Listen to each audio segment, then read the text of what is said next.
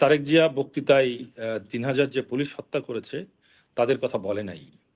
আওয়ামী লীগের নেতা কর্মীদের কথা তো বলবেনই না, এমনকি আপনি যার কথা বললেন তার কথাও বলে নাই। তিনি হাদির কথা বলেছেন, তিনি হাদির কবরে যেতে চান। আসলে উনি একটা কথা বলেছেন না যে আই হ্যাভ প্ল্যান। ওনার প্ল্যানটা কি সেটা তো উনি আমাদেরকে ২১শে আগস্ট দেখিয়েছিলেন। ওনার প্ল্যানটা একদম জাতির জনকের কন্যাকে হত্যা করা, আওয়ামী লীগকে নিশ্চিহ্ন করা। আপনি যদি লক্ষ্য করেন যে এই যে ইউনিভার্সিটিগুলোকে প্রশাসন প্রভাব বিস্তার করে কারচুপির মাধ্যমে ডাকসু জাকসু চাকসু এসব জায়গায় শিবিরকে জিতালো, ছাত্রদল মিনমিন করে সেটার বিরুদ্ধে দু একদিন কথা বললেন, তারপর হঠাৎ করে চুপ হয়ে গেলেন। এই চুপটা কেন হয়েছে জানেন? চুপটা হয়েছে লন্ডন থেকে সুতার টানে। সুতরাং তারেক জিয়ার প্ল্যান তো এটা নিয়ে ভাবার কিচ্ছুই নাই। তার প্ল্যানটি হচ্ছে আওয়ামী লীগকে নিশ্চিহ্ন করা।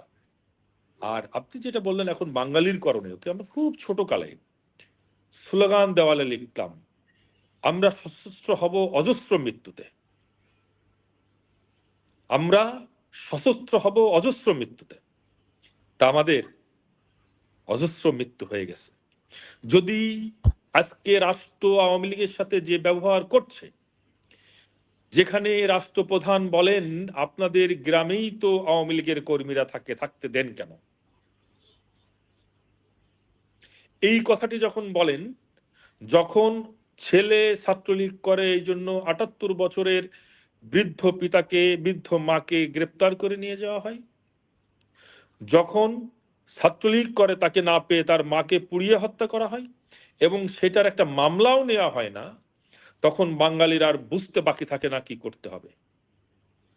সুতরাং আমি মনে করি যে এখনো যদি ইউনূস সরকারের শুভ বুদ্ধির উদয় না হয়, আওয়ামী লীগের উপর এমবার্গো তুলে না নেয় এবং আওয়ামী লীগের যে লোকগুলোকে হত্যা করা হয়েছে, বাড়ি ধ্বংস করা হয়েছে, ব্যবসা প্রতিষ্ঠান ধ্বংস করা হয়েছে, সেইগুলোর যদি তদন্ত করে বিচারের আওতায় না আনা হয়, তাহলে বাঙালি জানে কিভাবে এই অপশক্তিকে প্রতিরোধ করতে হবে।